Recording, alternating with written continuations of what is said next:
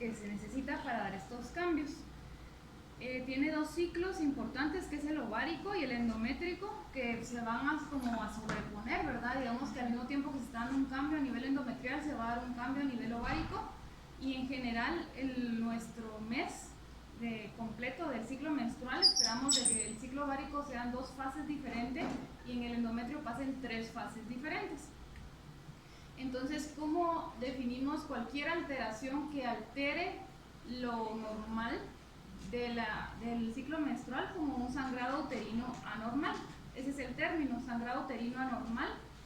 Así se clasifica según las últimas guías, que son de hecho desde hace varios años. Hubo una última actualización ahorita en 2018 en donde se involucra, de hecho hay un consenso así a nivel como internacional, donde se involucran varias asociaciones que tienen que ver justamente con la función del aparato reproductor femenino. Quien lo lidera, claro, es una entidad ginecológica, pero al final varias otras están como asociadas y son los que hacen estas guías, y van a ver más adelante porque hay ciertos términos que ya están en desuso.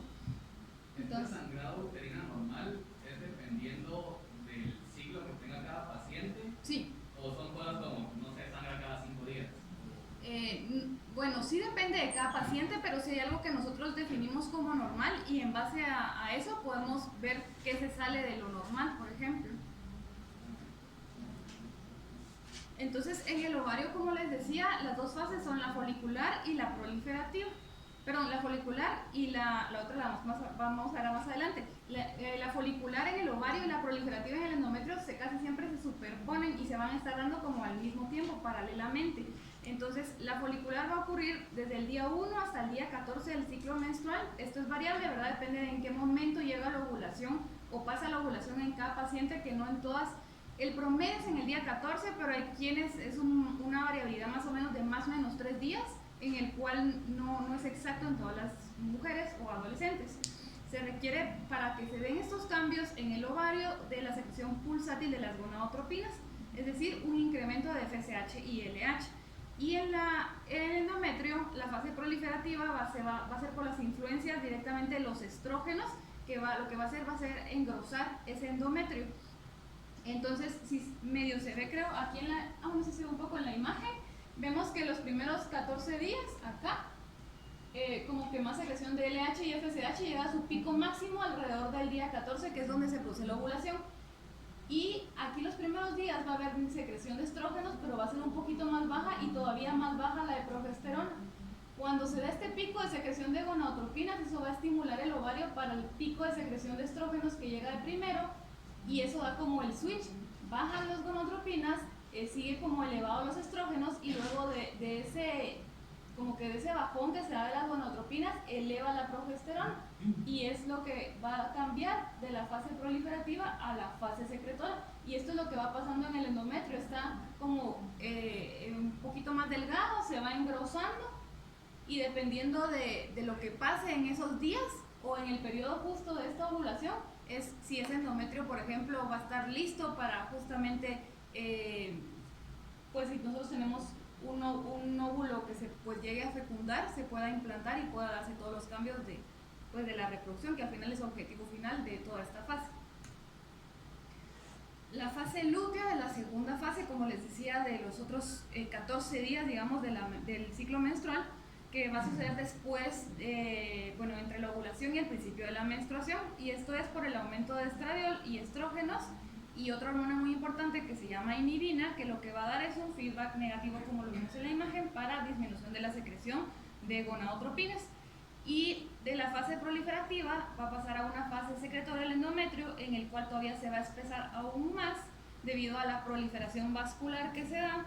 Se madura el estroma y el cuerpo lúteo se atrofia si en este caso no hubo fecundación, y es lo que después va a dar la menstruación, que va a ser la descamación por la deprivación hormonal que se da en esos últimos días de la menstruación o al inicio del siguiente ciclo.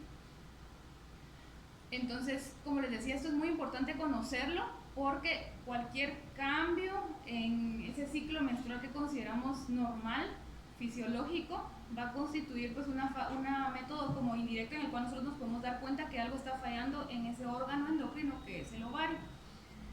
Entonces, el ciclo menstrual normal en un adolescente, en la mayoría de los casos, como les decía, da también mucha información respecto al futuro de esa pues, etapa reproductora que va a llegar a tener, y por eso es tan importante también.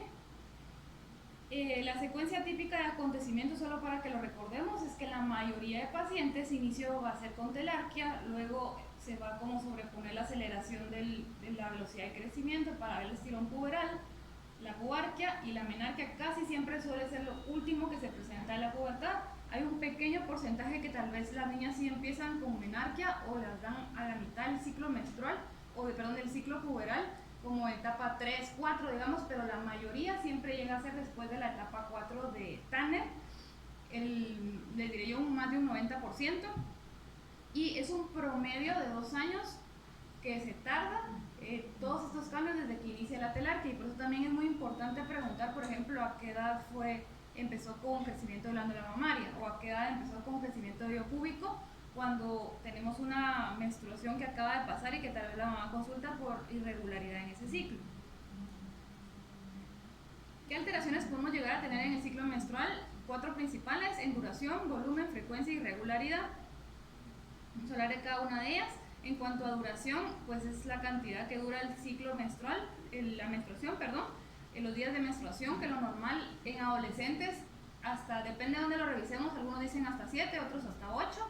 Yo personalmente le diría dejémoslo en 8, porque sí, el problema de los adolescentes, y que vamos a ver más adelante, es que muchas veces todavía tienen un eje hipotálamo, hipófisis, ovario muy inmaduro, más todavía cuando tenemos antecedentes de que tuvieron su pubertad muy temprana. Entonces suele ser todavía más frecuente en niñas que tienen antecedentes de pubertad muy precoz o temprana, y por eso es que tienen como les tarda más, digamos, a llegar a regular ese ciclo hormonal. Pero sí, definitivamente todo lo que dure más de 8 días no es normal.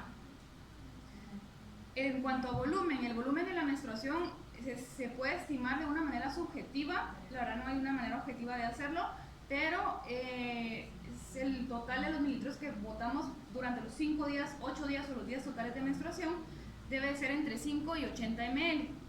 Si es más de 80 ml, algo está pasando, que ese sangrado está siendo muy abundante. ¿Cómo lo podemos estimar? Ya hay como tablas establecidas en las cuales nosotros podemos subjetivamente preguntarle al paciente, a la mamá o a la niña, ¿verdad?, cómo están manchando según pues estas imágenes que vemos acá. Por ejemplo, que nos diga, si nos dice, sí, estoy manchando, no sé, 3 toallas al día, pero esas 3 toallas no es lo mismo que sea a que sea y a que sea por ejemplo, y que además de manchar esas 3 toallas al día, manche la ropa, salgan coágulos.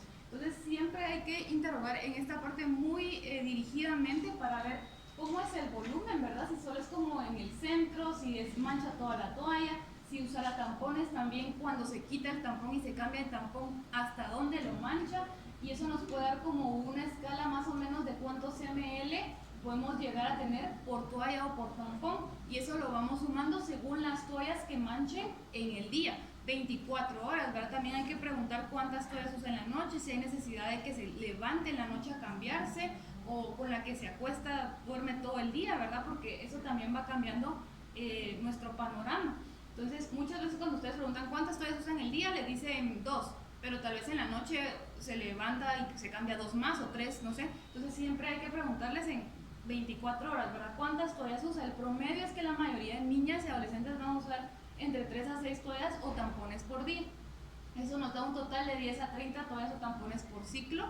El promedio, hay unas que menos, unas que más, pero si generalmente como que nuestro dato importante es que si se pasa de 6 o se pasa de 30 toallas en el ciclo, probablemente hay que interrogar más dirigidamente en otros aspectos para ver qué está pasando. Como les decía, el promedio es entre 30 y 50, máximo 80, no más de eso. Y también es importante mencionar si, por ejemplo, hubiera coágulos o manchado de la ropa, porque eso nos va sumando como más puntos y nosotros vamos haciendo como una escala en la cual podemos estimar cuántos ml nos está perdiendo por el ciclo menstrual completo. Esto a veces al inicio puede ser muy difícil de interrogar en algunos pacientes, ¿verdad?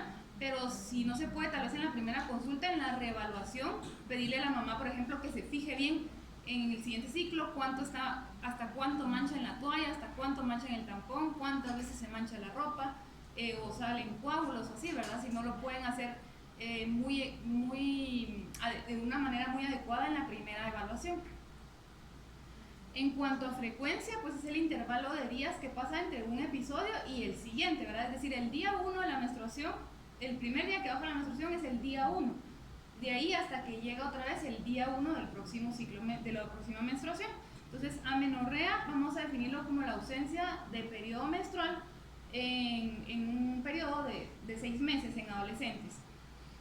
¿Qué es lo normal?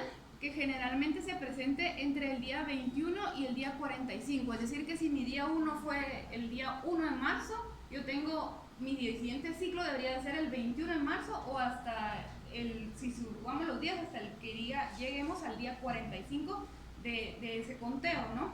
Esto es en los primeros de 1 a 3 años posmenarquia, que es lo que más o menos le tarda a la mayoría de adolescentes llegar a madurar o a completar esa madurez de este ciclo hormonal. Posterior de 3 años para arriba de que ya tuvo su menarquia, generalmente se acorta más el tiempo y es algo similar a como sería una mujer adulta, que es de 24 a 38 días. Entonces, por ejemplo, por eso es muy importante preguntar a qué edad tuvo su menarquia y a qué edad tuvo empezó los cambios de pubertad, porque pueda que en algunos pequeños casos las niñas que fueron con pubertad precoz tengan más tiempo, o de hecho a veces algunas puedan pasar ese límite de los 3 años, pero se van cada vez más. Si nosotros revisamos cómo ha sido el patrón de los ciclos menstruales, cada vez se van estrechando más, ¿verdad? Es que podríamos seguirlo vigilando, por ejemplo. Intervalo corto, pues todo lo que sea menor a 21 días en alguien que tiene de 1 a 3 años posmenarquia, o menor a 24 días si ya pasaron más de esos 3 años de menarquia. O también si ha habido más de 4 episodios de sangrado en un periodo de 90 días, es decir que en 90 días, que es un lapso de 3 meses, hemos tenido 4 menstruaciones. Eso ya es un intervalo muy corto o frecuente. Y prolongado, todo lo que pasa pues del límite superior, que es más de 45 días de 1 a 3 años posmenarquia y más de 38 días en alguien que ya pasó más de 3 años posterior a su primera menstruación. Entonces, dentro de la adolescencia, los primeros años posmenarquia, como les decía, es normal que aún exista inmadurez del eje hipotálamo, hipófisis, ovario, y creo que este es el mensaje más importante que quiero que se lleven, que es normal, porque de ahí que termina, que bueno, claro, si tiene alguna enfermedad sistémica o algo más que lo sopese, pues ahí sí hay que abordarla, pero si muchas veces solo es irregularidad en la frecuencia como tal y no hay irregularidad ni en duración ni en cantidad de sangrado, por ejemplo, probablemente primero hay que confirmar que sí sea así, porque no me dejarán mentir que muchas veces o se les ha pasado que llega la mamá y es que es irregular, y cuando uno ve realmente cuando cae el siguiente ciclo y vuelve a caer, no es irregular. Lo que pasa es que las mujeres como que tienen muy el chip todavía de que el ciclo debe ser cada 28 días, y no es así, ni en niñas, ni adolescentes y en adultas tampoco. Entonces siempre hay que interrogar dirigidamente en eso, porque si no terminamos derivándolo al ginecólogo, y el ginecólogo lo primero que va a hacer es hacerle un ultrasonido, le va a ver folículos, que es totalmente normal en adolescentes, y le va a iniciar anticonceptivos. De verdad, te lo digo. Entonces, por lo que para evaluar la frecuencia de la ciclo menstrual, como les decía, es necesario conocer la edad de la menarquia. Un promedio más o menos de 12 a 18 meses posterior a la menarquia suele ser de hecho muy muy irregular. Por eso es que en el anterior, si se dan cuenta, empieza 1 a 3 años por posmenarquia en la fase en la que nosotros podemos ver ya días, por ejemplo. El primer año, esos primeros 12 meses, podría venirle a la niña a los 3 meses y luego a los 3 meses y luego otra vez a los 3 meses, que sería totalmente normal si nosotros, claro, no tenemos alguna otra alteración en volumen, por ejemplo, o en duración. Y esto lo dice esta tablita de acá, ¿verdad? Que es normal que sea anormal, pero el primer año posmenarquia, después de 1 a 3 años, lo que les decía, entre 21 y 45, después se va estrechando el tiempo, y siempre, claro, lo ideal es que no pasaran más de 90 días nunca, ¿verdad? Entre un ciclo menstrual y el otro, aún en el primer año, y ya después, pues si pasa esto, si ya lo definimos como amenorrea.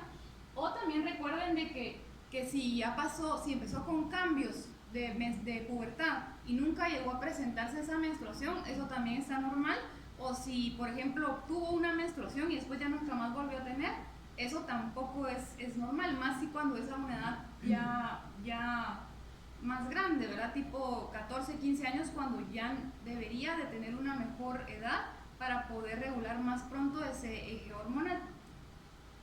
Entonces, ¿cuándo sospechamos de que hay un sangrado uterino anormal?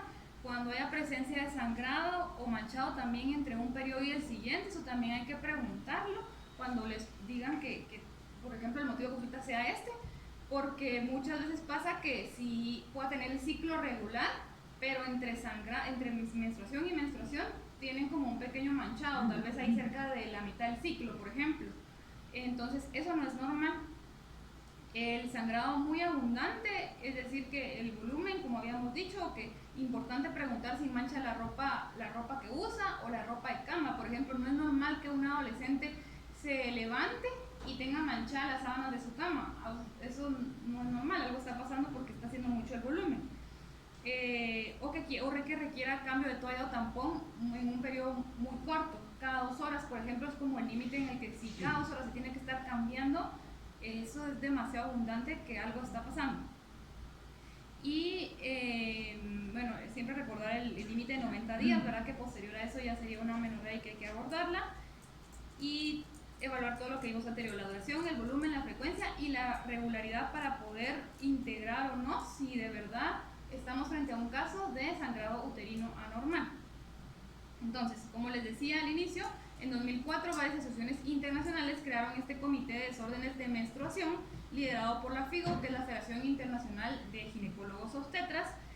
Se propuso desde el 2005 una nueva clasificación de terminología, la última actualización es del 2018, no cambió mucho, pero se eliminaron ya varios términos que todavía están en uso por algunos médicos, pues, como menorragia, oligomenorrea, metrorragia, hemorragia uterina disfuncional. Estos términos ya no se utilizan. Hay principalmente, pues, aparte del sangrado uterino anormal, que se llama sangrado menstrual abundante, que es un sangrado abundante según el volumen que vimos, que impacta negativamente también en la calidad de vida de la paciente. Es como si algo que llega a repercutir hasta psicológicamente, porque, por ejemplo, la adolescente tiene que estar uno pendiente de que si ya se manchó la ropa, por ejemplo, o que se tiene que estar cambiando cada cierto tiempo y tal vez está, no sé, en clases y no le están dando permiso para estar saliendo al baño a cambiarse, por ejemplo. Entonces, todo esto era como la terminología anterior, donde vemos que hay oligomenorrea, metrorragia, polimenorrea y otros términos que al final básicamente se quedan estos: sangrado uterino anormal, sangrado intermenstrual, el manchado y el sangrado menstrual abundante.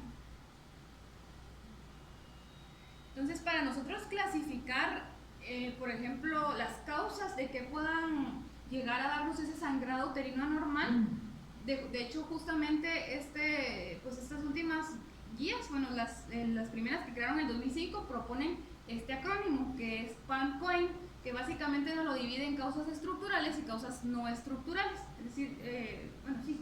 Entonces, acá están las de PAN, por ejemplo, que son pólipos, adenomiosis, leiomioma y causas malignas o hiperplasia.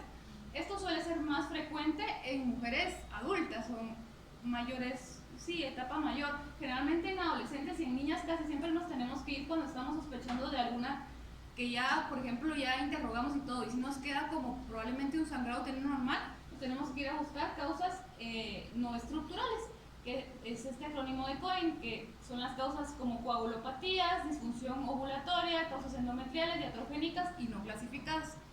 Entonces, esto es como lo principal que deben de saber de causas que pueden llegar a causar sangrado uterino anormal o alteraciones del ciclo menstrual en adolescentes. Y acá están pues los 3 términos que les mencionaba, que todos estos pues básicamente si hay alguna alteración, si están presentes, estas son las causas, ¿no? Pero siempre sospechar, primero, causas no estructurales, porque en adolescentes es muy poco frecuente las estructurales, aunque claro, no es imposible, pueda que sí hay algunos casos reportados. Entonces, la primera, las coagulopatías, ¿verdad? Entonces siempre también preguntar, ¿verdad? Por ejemplo, si no solo sangra abundante por la menstruación, sino que tal vez tiene sangrado de otras áreas, como epistaxis, gingivorragia o que tenga equimosis, petequias, antecedente familiar de alguna enfermedad hematológica o, bueno, hacer una hematología, ¿verdad? Para ver que no tenga trombocitopenia o como que siempre, como que indagar también en esta parte que pudiera ser una de las causas. De estas, la enfermedad de von Willebrand es la más frecuente que se asocia a sangrado uterino anormal, pero también hay otras causas en menor porcentaje que se reportan que pudieran estar asociadas. Por ejemplo, antecedentes de transfusiones recientes, antecedentes de anemia o que han tenido necesidad de suplementar, no sé, hierro o algo más por anemia que ha sido como bien constante en la infancia o en la etapa de la pubertad. Entonces, como indagar siempre esa parte. La otra, que es la O, que es de disfunción ovulatoria, esta es donde se engloba la mayoría de pacientes adolescentes, que es hasta un 95% de los casos de los sangrados uterinos anormales en mujeres, en niñas que ya menstruaron o adolescentes mayores, debido, como les digo, al retraso de la maduración del eje hipotálamo hipófisis ovario. ¿Por qué? Porque son muy frecuentes los ciclos anovulatorios en las adolescentes. De hecho, pueden estar presentes desde que empieza la menarquia hasta alrededor de casi 5 años después de haber tenido la primera menstruación. Entonces, ¿qué pasa acá? El endometrio se va a mantener casi siempre en una fase proliferativa, no va a haber como ese cambio tan marcado a la fase secretora, ausencia generalmente de un pico de progesterona, que creímos que se daba después de la ovulación, o cuando se da no es tan marcado, que hace que no se dé la ovulación. Entonces se ve más o menos, sería más o menos así. Vean, esto es como lo normal, ¿verdad? Según el ciclo vamos a un pico de estrógeno, pico de progesterona, pico de estrógeno, pico de progesterona. Y en este caso hay estrógenos, pero no está como el pico tan marcado, pero lo más significativo es que la progesterona casi siempre o está muy bajita o basal, ¿verdad? No se da ese pico que necesitamos para que se dé la ovulación. Entonces, en lo normal sería menstruación, la fase en el endometrio, ¿verdad? Fase proliferativa, fase secretora, y así se va. ¿Y aquí qué pasa? Que se mantiene como esta fase proliferativa, no da el cambio a la fase secretora porque no hubo el suficiente estímulo hormonal para que se diera, y entonces aquí hay menstruación, aquí puede haber como un sangrado intermenstrual, luego pasa más del tiempo normal para haber menstruado, luego vuelve a darse un ciclo de menstruación que es más abundante, como ven, y dura más. ¿Por qué? Porque aquí hubo muchos días en los que no hubo menstruación, y esa fase proliferativa pues fue engrosando más el endometrio. Entonces, esto es lo que suele pasar muchas veces en niñas adolescentes en los primeros años posmenarquia, y suele ser normal siempre y cuando también pues hayamos descartado otras causas. No es el diagnóstico primero, ¿verdad? Hay que englobar todo, y así no, pues esta sería nuestra primera causa. Disfunción endometrial, alteraciones secundarias a la vasoconstricción, generalmente por disminución de prostaglandina, principalmente F2A y endotelina 1, y también hay incremento de plasminógeno activador, prostaglandina E2 y prostaciclina. Todo esto va como de la mano para favorecer la vasodilatación a nivel del endometrio, y esto puede hacer de que por la misma vasodilatación tengamos mayor volumen en sangrado, o pueda que haya mayor duración del ciclo menstrual. También puede causarlo, por ejemplo, una infección por Clamidia trachomatis o algún proceso inflamatorio a nivel del endometrio, una enfermedad inflamatoria pélvica, que pueden llegar a alterar la vasculogénesis en un tiempo pues generalmente transitorio, ¿verdad? No tendría que ser persistente. Entonces pasaría más o menos esto acá. Esto pues como lo vimos ya lo normal. Y aquí en el endometrio pues sí se dan como estos picos de secreción, pero el hecho de que haya mayor vasodilatación va a hacer que sea como un poco más el espesor del endometrio, y esa mayor vasodilatación va a hacer que al momento de que la fase secretora llegue a su fin y expulse toda la menstruación, sea mayor cantidad por daño, digamos, a esos vasos, y que haya mayor sangrado del que estamos esperando. Si se dan cuenta, pues casi siempre llegan los días que tienen que llegar, pero es mayor la cantidad, y puede que tal vez hasta un poco mayor en los días. En cuanto a iatrogénicas, hay varios medicamentos casi siempre que puedan estar también involucrados o que puedan causar una alteración en el ciclo menstrual. Por ejemplo, hay que interrogar acerca del uso de anticoagulantes, antidepresivos, antipsicóticos, si tienen terapia con esteroides sexuales, ya sea tomados, transdérmicos, también el uso de esteroides, la quimioterapia y anticonceptivos, ¿verdad? Todos estos medicamentos son como los principales que puedan llegar a tener alguna alteración en el ciclo menstrual que pudiera ser la causa, ¿verdad? De que tal vez no nos está quedando dentro de todas las características dentro de lo normal.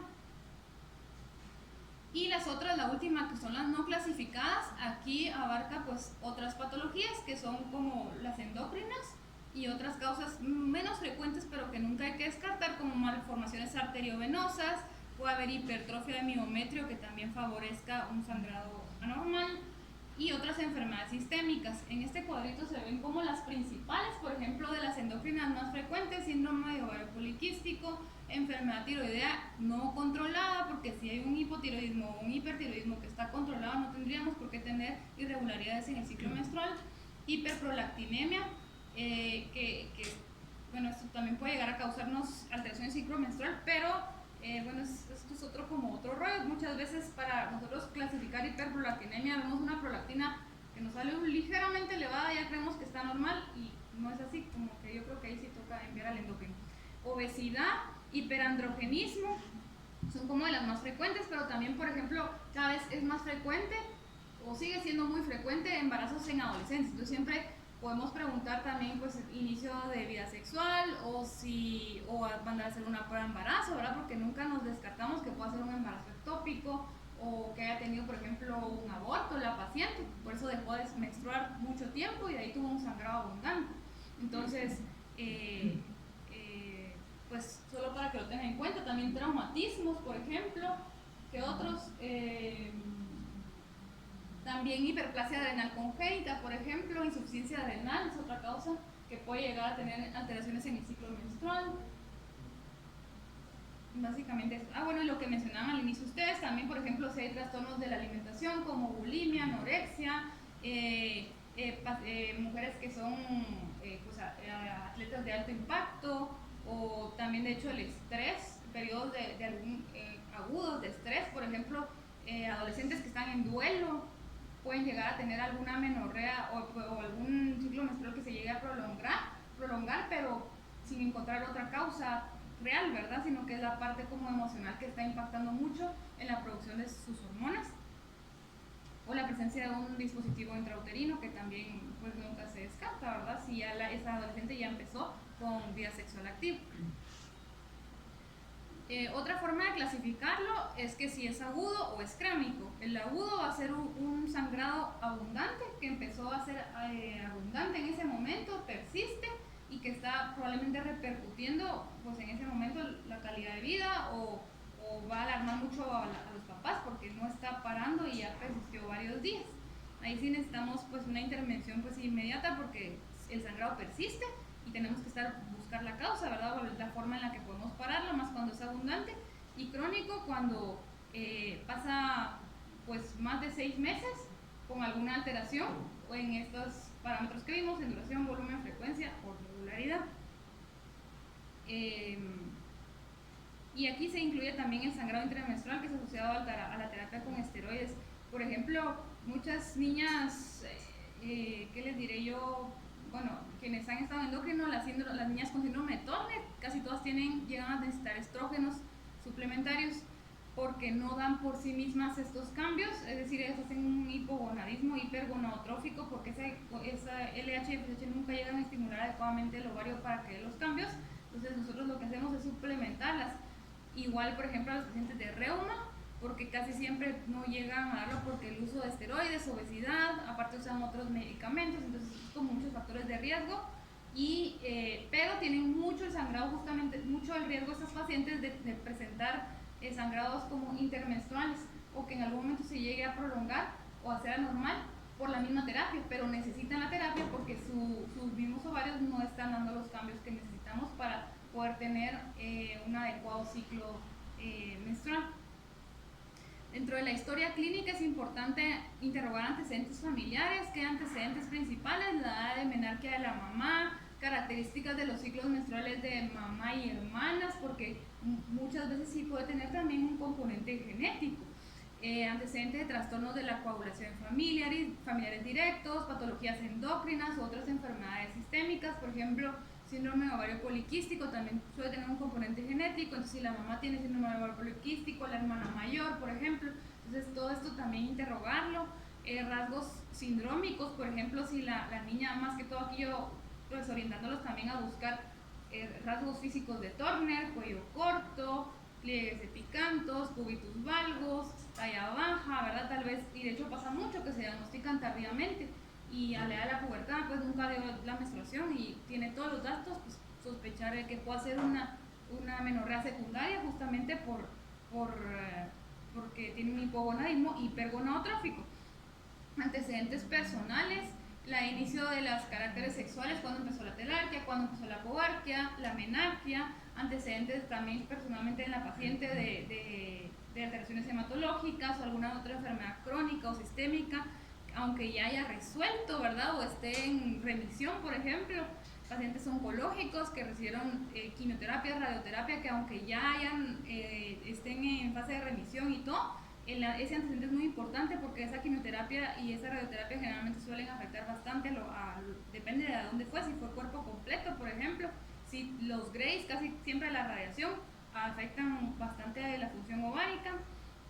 El uso de medicamentos psicotrópicos, anticonceptivos, dispositivos como les mencionaba antes, el trastorno de la conducta, el inicio de vida sexual, características de ciclos menstruales, como han sido, y el tiempo de evolución de todas estas alteraciones. Si es, por ejemplo, empezó hace un mes o empezó desde hace 6 meses, eso también tiene mucho que ver tal vez en orientarnos a la causa. Y acá en esta parte pues, personal, pues siempre es importante darle, si no se puede al inicio, como les digo, muchas veces uno les pregunta acá cuánto viene y no lo sabe, darles como una hojita o que ellos mismos en un calendario lo vayan anotando. Hay aplicaciones de hecho para hacerlo más fácil, pero sí como importante empezar a ver cada cuánto es que está viniendo ese ciclo menstrual. Los trastornos de la conducta alimentaria cada vez de hecho son más frecuentes, de verdad, las niñas y adolescentes que quieren ser así como, no sé, súper delgadas, anorexia y bulimia es muy frecuente y sí pasa mucho más de lo que creemos, que de la nada la niña en 2 meses bajó un montón de peso y la mamá consulta porque no está menstruando, cuando uno ve FSH y LH por los suelos, pero estrógeno también, pero es porque por esa deprivación como de calorías que tenemos y todos los cambios que hace el cuerpo a nivel central, baja la producción de estas gonadotropinas y lo que hay que hacer pues es ya terapia nutricional, psicológica y demás, como multidisciplinaria. De verdad créanme que es mucho más frecuente de lo que creemos, entonces siempre hay que indagar acerca de patrones de alimentación en estas niñas también. El examen físico, siempre pues su antropometría para ver si no que nos caen sobrepeso y obesidad, que puede ser un factor de riesgo, el estadio Tanner en el que está, ¿verdad? Si no ha completado el Tanner, más riesgo va a ser de que tengamos ciclos anovulatorios porque fue muy temprana esa pubertad. La coloración de piel y mucosas en busca, por ejemplo, de sangrado en otras áreas, o también de hecho acantosis, ¿verdad? Que puede estar asociado a la obesidad o al síndrome de ovario poliquístico. Signos clínicos de virilización como presencia de acné, hirsutismo, clitoromegalia, hiperpigmentación en ciertas áreas como zonas de flexión, la acantosis hídrica que les decía, rasgos sindrómicos, o si se palpa alguna masa abdominal, ¿verdad? Que esa sea la causa de nuestra sospecha principal de por qué está dando ese sangrado anormal. Dentro del abordaje siempre el principal, si claro no es agudo en ese momento de sangrado, el registro de los ciclos menstruales calendarizados, ¿verdad? Por un tiempo para poder ver si de verdad es irregular o no, realizar una hematología completa, una orina completa, pues hasta que sea, no sé, la orina, la sangre más bien y no uterino, un ultrasonido pélvico para evaluar que no haya ninguna alteración anatómica, aunque no es de las más frecuentes, o que no haya características de síndrome ovario poliquístico, FSH, LH, estradiol, progesterona y otros, pues un cariotipo, por ejemplo, hay varios síndromes cromosómicos, aparte del Turner, por ejemplo, el síndrome 47XXX, que no es tan frecuente, pero sí se da, es decir, que tenemos un cromosoma X extra. Las niñas casi siempre suelen empezar pubertad normal y completan la pubertad, pero no menstruan. Justamente es una característica muy importante en que si tenemos completo pubertad y no menstrua, hacer cariotipo de verdad siempre, porque puede ser una alteración cromosómica o puede ser de verdad hasta un XY. Entonces, prueba de embarazo también, porque más en adolescentes que podamos sospechar que sí ya haya iniciado la vida sexual activa, tiempos de coagulación, factores de coagulación, niveles de glucosa e insulina para que no haya resistencia a la insulina, que también puede estar asociado a alteraciones en el ciclo menstrual, niveles de andrógenos, pruebas tiroideas, si estamos sospechando que hay algún otro signo de hipotiroidismo o de hipertiroidismo, y niveles de prolactina que sospechamos que puede ser también esa la causa. Tratamiento, pues en caso de enfermedad sistémica, controlar lo más que se pueda la enfermedad sistémica y eso va a hacer de que nuestros ciclos menstruales vayan regresando a la normalidad. Si no hay una causa sistémica de base, pues hay tratamientos hormonales y no hormonales. Para mejorar un poquito tanto el volumen del sangrado como si se asocia a dismenorrea, por ejemplo, casi siempre sí está recomendado el uso de algunos AINES o muy importante que es el ácido mefenámico, que suele tener una buena respuesta en adolescentes. También puede ser, por ejemplo, naproxeno y ibuprofeno, que ha demostrado ser efectivo en el control no solo de la dismenorrea, sino del sangrado uterino disfuncional anormal, de causa no anatómica, por cierto, porque lo que hacen es inhibir la ciclooxigenasa y eso altera el equilibrio local entre tromboxanos y prostaciclinas y eso hace de que disminuya hasta un 30-40% el volumen de nuestra menstruación cuando son volúmenes muy abundantes, por la acción directa que tiene en la vascularidad del endometrio. Y se puede iniciar desde alrededor de 1 a 5 días antes de que empiece el ciclo menstrual si nuestro ciclo sí es regular, y si no, cuando empiezan los síntomas de dismenorrea, ¿verdad? Que en la mayoría de mujeres suele ser muy marcados, no sé, un día antes o 2 días antes. Entonces, cuando empiecen esos síntomas pudieran empezar a tomar los analgésicos, o el día 1 del ciclo menstrual, que casi siempre es como el pico de donde hay mayor volumen y mayor dolor, por ejemplo, y luego continuarlos alrededor de 3 a 5 días posteriores al inicio del sangrado.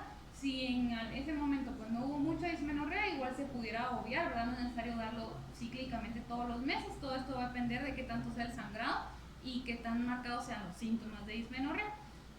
Y hay otras opciones, pues claro, cuando ya se vuelve anormal, tenemos que ir controlando ese ciclo menstrual, y es la parte hormonal, pues está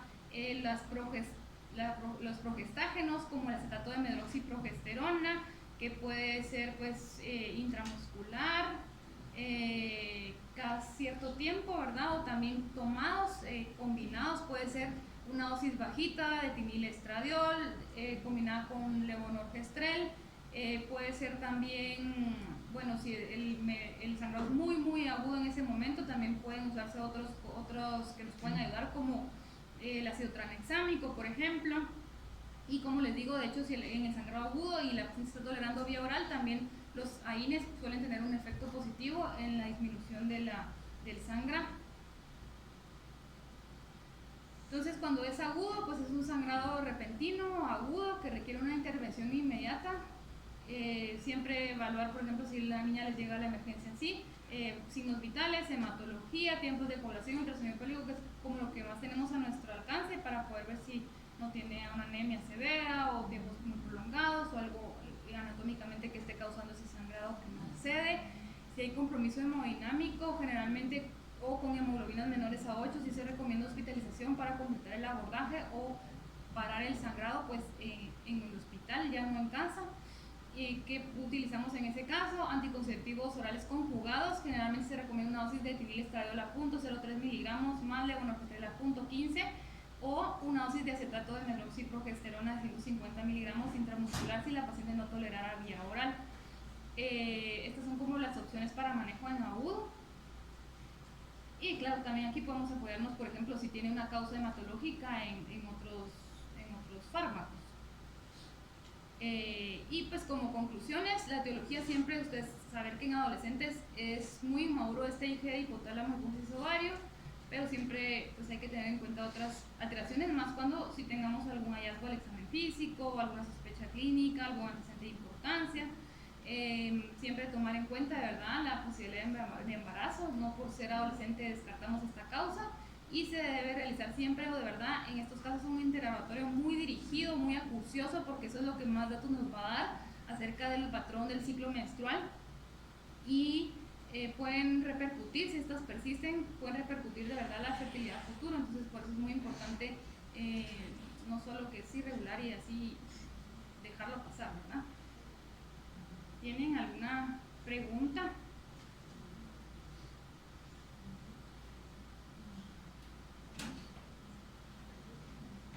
¿No?